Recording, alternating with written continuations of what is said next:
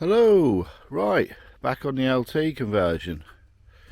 So let me show you these bad boys. These are the water tanks. We've just had these made up by our friends at dbwrightfabrications. Two stainless tanks. We've got a water tank or water holding tank that side, and this is the waste tank for the other side. The reason we've got two is because the customer has requested that they're not always going to be off grid, they're not always going to be in the middle of nowhere, which they're going to have the capacity of fresh water when they are, but if they are on a site then they can hold the grey waste, so the shower and the sink waste will go into this, and then there's a release tap which will come on the bottom here from the underneath, drain into the ground.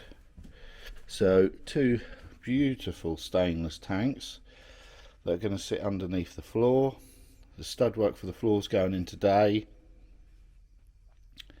and yeah, really nice things these. So we've done these, basically this is where the freshwater tank's going to be. There's an inlet there and a valve, an air breather. There's a pump there. We've had these with all screw fittings, and I've left enough space to be able to run all the plumbing and all the pipes around the back of these. So these are going to fit underneath the floor going over the top today. So yeah, by today we should be a bit further down the road. Probably worth a mention, we've had baffles put in both of these. Baffle being internal wall that stops the water from splashing about so much. So obviously if you've got 300 litres of water, I think these hold, and it's, as you're braking, it's bashing from one side of the tank to the other, it can be quite annoying, and you know, not dangerous, but it's just a pain in the arse. So by putting the baffles in, that stops that movement of water. That's what these lines are in the middle there, you can see. I've done it on the waste tank as well, but it's very rarely that you're going to be moving with a full water tank and a full waste tank. You're going to be draining this off before you leave the site or into the ground, like we say. Okay, we've got a bit of stud work in here. So, and there are our flashy new tanks. So taking up quite a lot of the floor space, but we've got enough room around the back there to run all the waste for the sink, which is going to be on this side, and the shower that's going to be on this side. That's an inlet, that one. We've got the outlet on the top of that one. So these are very nice. So this is what it looks like with the flooring. We've just done it in two sections at the minute because this far side is going to have a bench seat in, and this side is going to have the kitchen in, and that's obviously going to dictate where we can have our compartments. So obviously the tank's under this side over here, and we've got batteries and electrics to go under here, but we need them to be accessible. So I think we're going to put the batteries in this area so you can get in there and check them if you need to. That area will be under that storage area, so that'll be accessible but not as easy. We're gonna try and get this checker plated out in here. I've got some alley checker plate laid about, so just to give that a little bit of strength in there, because it's soon going to get scuffed up and banged about when you're going in and out. So a little bit of checker plate in there, but still gives us plenty of headroom. So the next stage is we're going to start putting some lights in and some fittings in. Solar panels have got to go on. Going to run everything up to this end.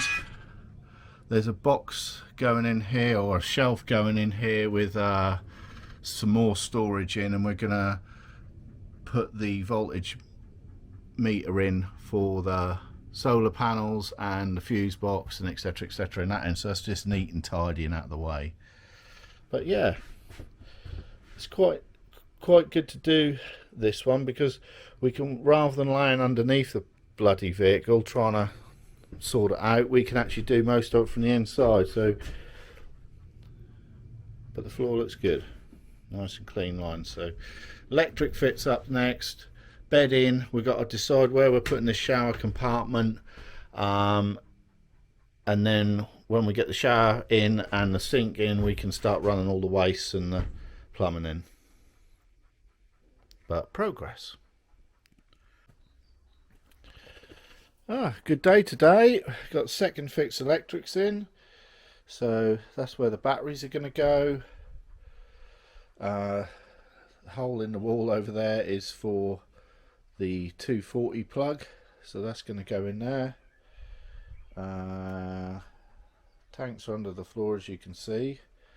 We've still got to cut some compartments in here for the flooring and all sorts of other stuff, but a little bit more done. So we'll finish most of the electrics on Monday, get the fittings in, and back to the carpenter.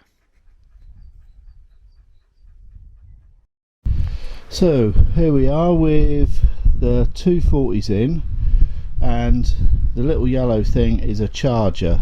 So we're going to have one double socket in here on the side of the kitchen unit, and if they are in a campsite which has got a hookup available, then at least they can plug in and they'll have it connected to the battery chargers, so that'll charge the batteries and they'll have a 240 outlet. So that's what that is. The checker plate is cut, and I've just got to attach that to the front of the step. So there's a little fuse box there for the electrics, and we're going to have a separate fuse box for all the 12 volt stuff. This whole part is going to be accessible, so there'll be a little plate to go over this which we'll be able to take in and out, and the only thing left to do now is put the solar on the roof, batteries in, and that should automatically be charging. So once we get a dry day, because obviously now we're in May, it's absolutely minging and horrible, so we need a dry day to get the panels on, get that sorted. The other thing we've got is we've just got this planed up. This is some wavy edge ash which we're going to use for the worktops. Quite a nice bit of wood, and we've got quite narrow worktops, so that should work quite well. So this week there's been a lot of sourcing of materials. I've had to have a shower tray made specially, so it's been back to the fabricators to get that done. That should be done by next week. We've got the carpenter coming back in on Monday. I'm sort of project managing this whole sort of project really, and I've been working on it, but in between other jobs. It's a bit of a new experience for me, because there's a lot of things to foresee and try not overlapping the trades. Obviously in a small space like this we can't have carpenters, electrician, plumber and everyone on site at the same time, so I'm trying to do the bits in between, and we're trying to keep the trades rolling. So carpenter's back Monday, we'll get the bed section in and that end in, which will be that end fairly much done then, and then we can decide where the shower compartment's going to go, and then that's going to dictate the rest of the seating and the kitchen area. Yeah, so it's all good, exciting stuff and plenty of progress. Thanks for watching, take care, subscribe and all that malarkey, and we'll catch you on the next one. See you soon.